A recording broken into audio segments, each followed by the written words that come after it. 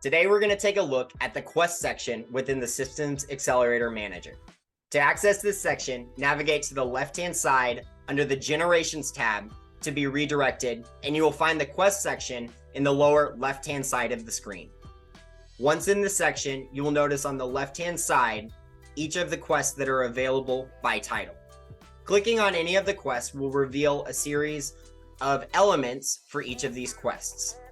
The goal of each of these quests is to walk you through the creation of the infrastructure of your business by identifying specific areas of focus that are important to build, as well as teaching Sam additional information about your business to further aid in the creation of custom to your business generations.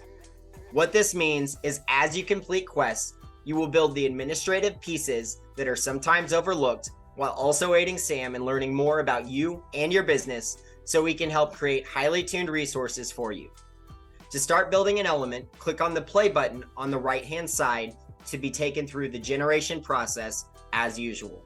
Once you have built an element in the quest area, you will notice a green check mark on the left-hand side of the element's title.